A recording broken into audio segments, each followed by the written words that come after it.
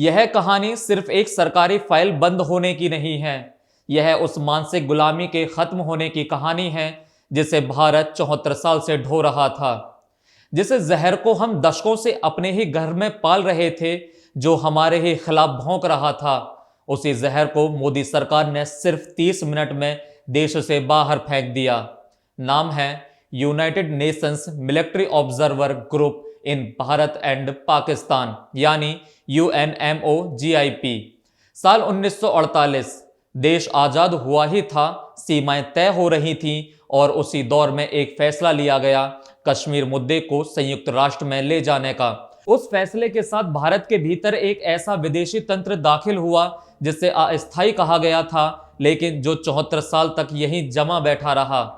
UNMOGIP का औपचारिक काम था भारत और पाकिस्तान के बीच संघर्ष विराम पर नजर रखना, लेकिन समय के साथ यह संस्था एक निष्पक्ष पर्यवेक्षक नहीं बल्कि भारत के लिए एक विदेशी सेंसर बोर्ड बनती चली गई।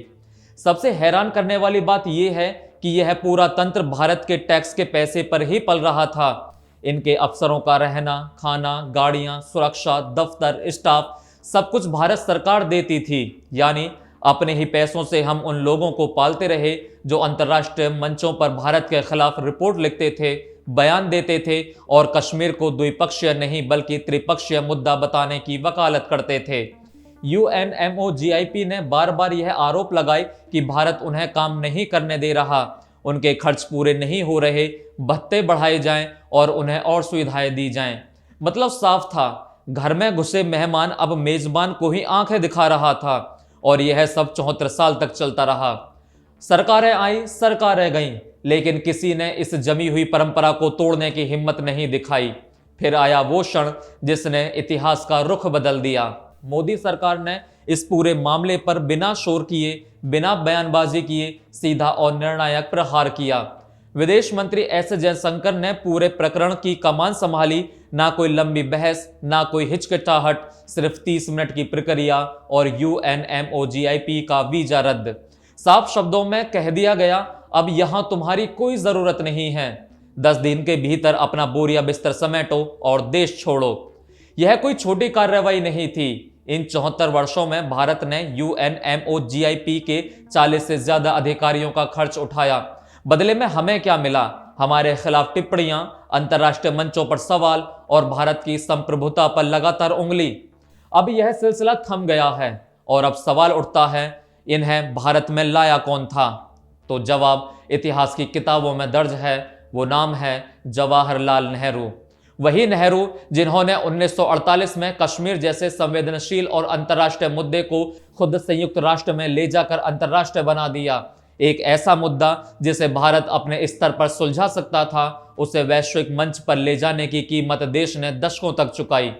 हर बार जब UN से कोई रिपोर्ट आती थी, भारत को घेरने की कोशिश होती थी। हर बार कश्मीर को लेकर बाहरी दखल का रास्ता खुला रहता था। और आज जब UNMOGIP को बाहर का रास्ता दिखाया गया है, तो यह वैसा ही क्षण है जैसे आजादी के बाद आखिरी बार अंग्रेजी झंडा उतार दिया गया हो।